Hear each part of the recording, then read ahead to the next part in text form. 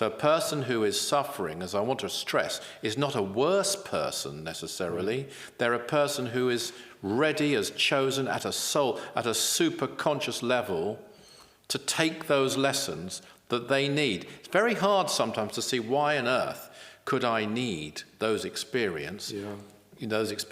I think this is going to be quite liberating for some people. There's a reason for it. The Spiritual Freedom Show with Richard Lawrence, where politics is not the answer, materialism counts for nothing, and spirituality will set you free. Hi, Richard. Darren.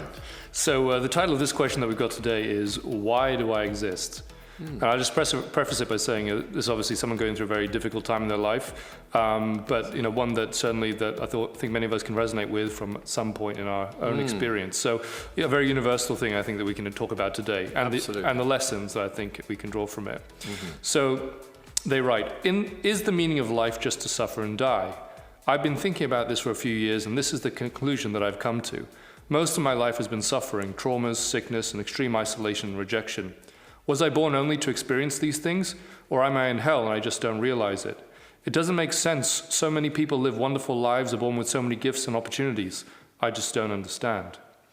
So I think we have an insight there, a little window into someone's experience there. And I think maybe the first point we can talk about is, whether we're here to suffer or not, because that's kind of the first question they bring up there. Well, that's been very clearly answered by the master Aetherius, I believe it was, who said, we are not born to suffer.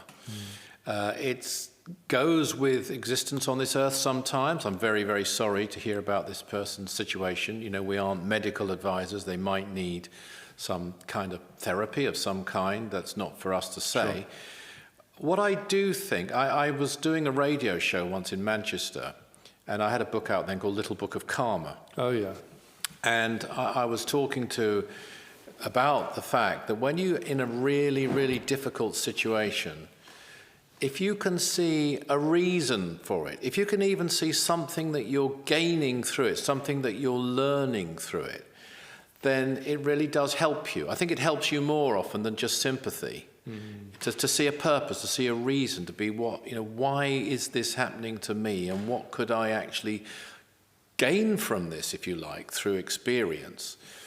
And there was someone listening who had decided to take their life. Wow. And so they said, this is an anecdote. Yeah, sure. They had their pills lined up on the shelf. The radio was on, but they decided to do it. And as I was talking to the interviewer, they say the room was filled with light. A light sort of came on, not a physical one. She said that? She said that. And she threw the pills away and decided to live. And she phoned the radio station, and I believe that she was... I believe... I mean, this is one of the... if I'd done nothing else other than that result from that book, it would have been worth writing. Wow. Yeah. But she called in, and I think they did get her into some kind of care as well, some kind of therapy. But every year she used to call up, because I did that station regularly, and check in. And it's an anecdote. One doesn't know whether she really would have done it or what. But what triggered it for her, this is the point, was this concept that this is an essential experience for me for some reason which I can't fathom. And through it, even if it's just sort of learning the lessons of life. Right. I mean, the ancient Greeks used to have that saying, they learn through suffering. It's not my favorite saying, but it's helpful, I think, and certainly helped her. Just one quote that you brought to mind for me. I can't remember who said it, but my sister shared it with me a long time ago. It's something like a person who has like a mission or purpose can endure all hardships. I think it goes kind of like to the spirit of what you're saying. That's a great saying. If you do have, if you can understand the reason behind why is this happening. Yeah. And I think that brings us to the point of why is this happening? What is, we talk about karma and the lessons that we can learn through experience. Maybe we can talk a little bit about, what these lessons are and what the point of it is, and therefore life as a whole. Yeah. So I think the starting point has got to be that, I think one of the biggest cruelties in the world perpetrated by, if you like, an atheistic community, which is very prevalent, especially in the West, is this concept of you only got one life. This is a cruel dogma. They don't see it as that. They think they're being honest and that's what they believe, but they foist it on people and also indoctrinate it sometimes into people. And that makes life all the more difficult for a lot of people when they're suffering, because they think, look, I've got this illness, I've got this situation, I see no light at the end of the tunnel. What's the point of my life? If they took it as read, that this is just one life, this is a drop in the ocean of your existence, and you're paving the way for a better life, a future life, not only in the afterlife, but in when you reincarnate and through the lives, that gives you tremendous endurance, I think. That's built. The other thing, which is coming back to our core teaching here, the 9 freedoms, is this concept here in the third freedom. And there's a whole list of things that you'll benefit from by serving. And one of them is, if you would be detached from your own petty worries, you would serve. And later in the same freedom, the third freedom, break away from your own troubles by concentrating upon the sufferings of others. Now, I have to look at that carefully. It doesn't mean to say that your sufferings, your problems, your petty worries will no longer exist, or that the things you're concerned about will no longer exist, put it that way. But what it does say is it helps you to get through them, and it helps you to get a completely different perspective on them. I think we all know that, because you can get up one morning and you can look at whatever the view is as you walk out of your house. It might be a busy street, it might be a beautiful meadow. If you're in a really down mood, it doesn't necessarily look great. If you're in a really good mood, things are going well. You think, what a beautiful thing, what a nice street, So it's all reflective on your consciousness and what's behind your vision of where you're going. And you can change that, and the trigger, the key given here is service, which brings us on to people saying, well, what can I do? That's another debilitating thought perpetrated by the secular world we live in, really, that you can't make a difference to anyone unless it's material. Right. And there are to people, by the way, giving wonderful material service in war-torn areas and so on. Yep. But you can, without leaving, you could be suffering, and there's somebody going to be suffering more than you are. No matter how bad your situation, you can pretty much count on that. You only got to look at the world, and where babies are being born, and etc. in different parts of the world, and deprivation, and you can do something there, and that too, I think, is very liberating. So those would be 2 thoughts: serving, you can do something, but that changes your karma as well. The karma, your suffering is your karma. Doesn't mean you're a bad person, by the way. You can't go around the world looking at, that person's in a bad situation, they have problems, they must have done something bad, that person's very rich, healthy, and so on, they must be good. No, that person who's suffering has chosen to take their karma at this time. They, the soul, has chosen. They may be more advanced, they may have actually been a better person than the wealthy, healthy, materialistic person. They may be a more evolved person, and therefore more able to take their karma. But you change that karmic cycle through service. It's interesting you bring up that point, isn't it? Because I think a misconception certainly that's out there is that karma is almost like a punishment, but it's not at all a punishment. It's a teacher, and it's a liberator. Even an even better way to describe it, because it's our path to salvation and enlightenment, isn't it? Yes, indeed. It's giving us the lessons, the experiences we need to become wise. Yeah. And I think that brings us, back to, why do we have these experiences in the first place? Yeah. Now, one thing we also talk about is, that we have chosen these experiences. And I think people find that, kind of a difficult concept. So do you want to talk a little bit about, because people often think, well, why am I in this situation? We kind of, there's this tendency to adopt almost like a victimhood mentality. Yeah. When actually, if we realize that actually it's ourselves who have chosen this experience to go through in order to grow towards enlightenment. Yeah, I think it brings us to the 3 aspects of mind, just very, very, very briefly, which is the conscious mind, which a lot of people think is the totality of their mind, although they know they've probably got an unconscious somewhere, don't necessarily understand it too well. But actually what there is a conscious, a subconscious, and that's a very functional aspect of mind.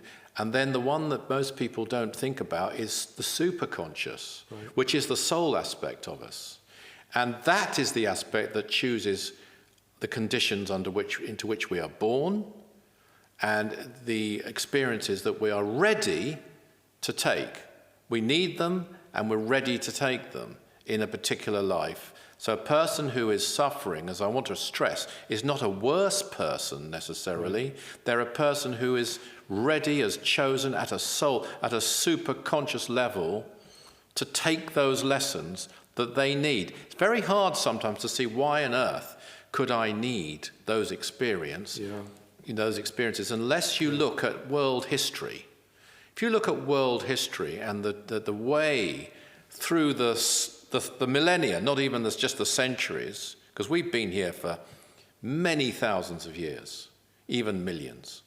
So if one looks at the world history that we even know, going back thousands of years, there's so many examples of depraved behavior. A lot of people say, well, why don't I remember my past lives? Yeah, that's a great question. You can actually remember your past lives when you need to, as you progress, as you're ready to remember them. Because there is a Tibetan adept by the name of the Master Chang Fu, who used to speak through Dr. George King even before he was contacted by the Master Aetherius and Mars Sector 6 and so on. And he answered that question in a very inimitable way, but he said, and I'm using my words, that it's because a lot of people aren't able to take that memory, because if we all knew exactly what we'd done, we'd be very depressed about it, very upset about it. But so we don't have to remember exactly the reason. That might happen as we advance. Then yes, I know that happens. But you don't have to. But you just have to take it, well, this is the situation I'm in. I think this is going to be quite liberating for some people. There's a reason for it. This is something that my soul has chosen, my superconscious has chosen. An aspect of mind, most people, A, they don't even believe in it, a lot of people, and B, they're not readily familiar with it. It's chosen this for a reason. So if I can learn these lessons, which doesn't mean necessarily submit to all the bad things that are going on. The lesson might be bravery, the first freedom. The lesson might be love. The lesson might be, standing on your own 2 feet, or being compassionate towards others, or it could be a whole variety of reasons behind it. It will be for a reason that we might not fully understand, but the superconscious knows why. And it's chosen this, and if you can start to accept that, then I think that too will make it easier, actually. And it's a coping, help you to cope and deal with the experiences, and knowing that they're temporary. Even one life, as I repeat, is a drop in the ocean. Yeah, it's really interesting you frame it like that, because I have a friend who's he's going through a difficult time in life, but he also really likes video games and stuff. And when he plays a video game and there's a hard boss or something to defeat, he's really into it. He accepts the challenge, and he becomes the best version of himself almost, in that context. In the sense he takes on, okay, how am I going to do this? He's got a problem-solving mindset. But then in life, when difficult things come, it's almost like crumbles. And I'm like, but don't you see? It's like, if we can take this perspective where okay, these challenges are there in our life, it's our opportunity to demonstrate mastery over them, to show that we have understood the lesson and that we've been able to integrate that as a part of ourselves, and become more wise. That's what it's all about. It's not meant to just beat us down and us to be like a victim suffering from all of this stuff. And everybody can do something. Right. In fact, most people can do a lot. Because prayer really works, just to name one thing. Healing really works. You don't have to leave your room to do either of those things. Well, that's great. Let's talk about the way out. So those are a couple, prayer and healing. Everyone can do both of those things. We've talked about them a lot. Everyone can radiate love energy. And everyone can develop, difficult as it is, a positive mindset. Now, I know it's easy for me to say that. When you're in a dire situation, that is really hard. But how much experience are you mastering when you are in that really hard situation by doing it? And aren't there some wonderful examples of people in hospitals, I've heard several cases like this, who are in a dire medical situation, have actually inspired other people in the hospital, other patients, and sometimes even the nurses and doctors, by their resilience, Wow. by their cheerful attitude, by their consideration for another patient. So, it could be a small thing, it could be a big thing, but there's all of us can contribute. And of course, the big thing there is, coming back to the 9 freedoms, coming back to the third freedom, you're performing service. Doesn't matter how small it might seem, it's still service. And by doing that, you're changing your karma as well. I think the inspiring thing about that is it doesn't matter what situation you're in, actually, or even any service that you do is going to help you to progress forward, isn't it? It is, and I actually go further. There are examples of people who use their dire situation to demonstrate the human spirit, to demonstrate their bravery. And there are examples of people who've been in terrible situations of one kind or another, and they keep going, they keep helping, they keep their positive outlook. Even youngish children who are dying have inspired other children by their bravery, their cheerful attitude. And people can look at that and say, well, I've got nothing to complain about. Yeah. If that person can do that, I certainly should. Yeah, considering everything that they don't have, which I actually do have. And this is one of the actually hallmarks of the things that Dr. George King himself actually loved, was this concept and this practice, which he practiced, of turning adversity to advantage. And you hear it, for example, about people who've been drug addicts. They cure themselves, or they become cured. They're a recovering addict, but then they don't leave it there. They go on to inspire other people to do the same thing. They turn that experience they've had to an advantage because the other people can relate to them and say, well, look, they did it. Yeah. And also prisoners and different people who turn. This was one of the most wonderful things, somebody who changes. I agree. There's many examples. One example, of course, in the spiritual field is St. Paul, who was the most avid persecutor of Christians, then had the experience that he had on the road to Damascus. It's gone down the Damascene conversion, everyone refers to it, and then became the most avid promoter of Christianity, barring St. Peter at the time. And the same avidity, if there is a word, avidness, whatever it is, was used in those two situations. So, often you'll see that in people, the same thing that can be a fault could become your greatest strength. And I think that applies to a lot of us. I think it's because I think everybody can relate to that, that idea that you see someone in a really difficult situation, but then you see them sort of like the transformation within them. It's a beautiful thing. Yeah, and also how it transforms the people around them, perhaps their community or something as well. Yeah. Having seen what they've overcome or what they've conquered, and how much of an inspiration, as you say, it's kind of like a demonstration of the human spirit, it can be in a lot of cases. And that's another killer in the sort of secular community that we is becoming prevalent and already is prevalent, are some of the dogmas also about psychology, that if you have certain terrible experiences in your childhood and perhaps are maltreated and all the rest of it, you will never recover. You are damaged for life. You can't turn it round. Now, it's not for me or anyone else to judge people who feel that way. And there are many who go through their lives saying, I'll never recover from this and so on. But there are examples of people, I even know examples of people who've had these terrible experiences of one kind or another, who do overcome it, who do change, who don't allow it to define the rest of their life. So that too, it's not to judge those who feel they can't break free. It's to say nobody should be telling us you can't change. Right. You are a damaged person and you will always remain one. That is that's a very negative thought that people, if they accept it, they haven't got a chance of change. Totally. I think just coming back to another point you made about, when we compare ourselves to others, and when we look at other people, someone in a difficult situation can look at the life of another person and say, well, they seem to have it all. Must be so easy for them. They've got the money, they've got the relationship, whatnot. But it is actually quite difficult to tell from the outside, what lessons that someone might be facing in their life, isn't it? Yes. And what's really going on. Being faced with that, with all that wealth, there's another challenge there, isn't there? Which is to use that wealth in a certain way. Yes. Or if you, what are the other skills that you might have? We all have a different sort of basket of these different experiences, so that our self, as we are at that state in our evolution, can evolve in the way that our higher self is designed at that point. Yes, I think there's a big misunderstanding about wealth. And if you go, financial wealth, I mean, because the real wealth is within.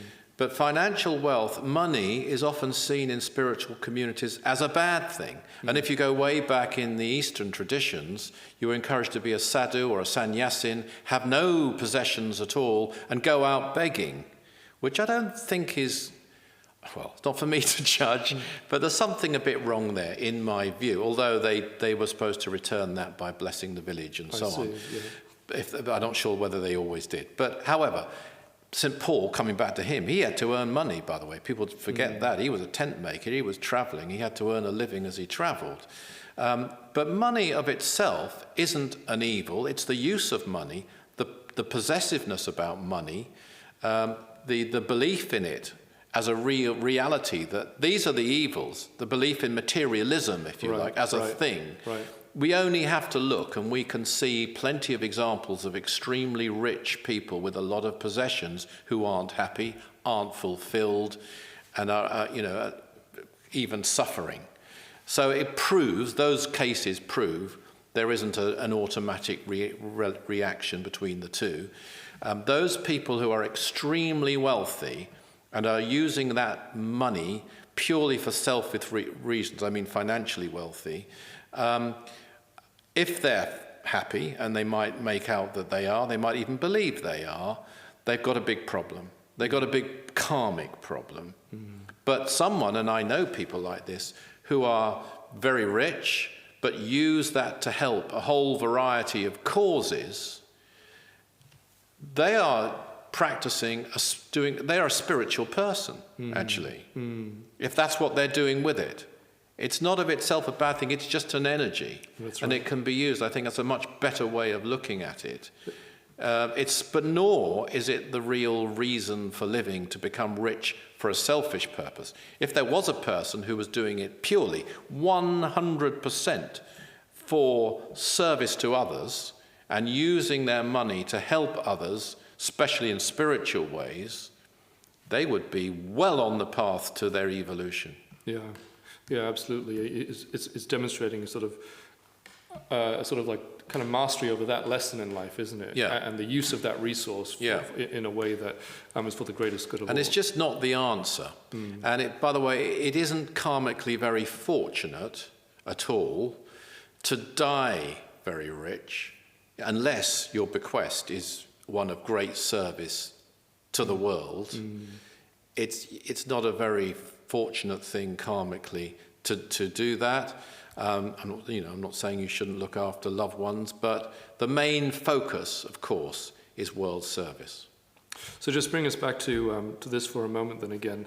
So we talked about someone who's in the situation, that we're in it because the lessons that we need to learn, lessons that we've chosen, that karma is helping, that has kind of engineered for us so that we can grow, and that the way out is really first and foremost about service to others, and the way that we can serve. You've talked about prayer, about healing. We talked about the use of money there, and that so there's no one who is trapped. There's no one who's trapped, and there's another thing I'd just like to add. I mentioned the superconscious mind, even though we're not really much in contact, a lot of people anyway aren't very much in contact with it or aware of it. It is there, and there's something else which is even greater, and I think this is the greatest news there is. We have within us a divine spark. That is there. That's the greatest message we could possibly hope for. We are here to realize that, and realize in the fullest sense. And if part of the process of realizing that is going through a period, even a life, of suffering to some great degree. If we can see that as part of that process of realizing the divinity within, no matter how remote that might seem, there's hope there. There's something really positive there, because in the end, the suffering won't prevail. The divinity within, that will prevail. Beautiful way to end. Everybody's Darren here. Thanks for tuning into the show. Now, if you enjoyed that episode, don't forget to subscribe for more wisdom from the 9 Freedoms. If you'd like to find out more about the 9 Freedoms, about Mars Sector 6 by Dr. George King, go to our website, that's aetherius.org. Richard and I love hearing from you, receiving your comments, your questions on your spiritual experiences, and talking about them on the show. So do write to us, share them with us at spiritualfreedom@richardlawrence.co.uk. Always remember that service is the jewel in the rock of attainment. See you next time.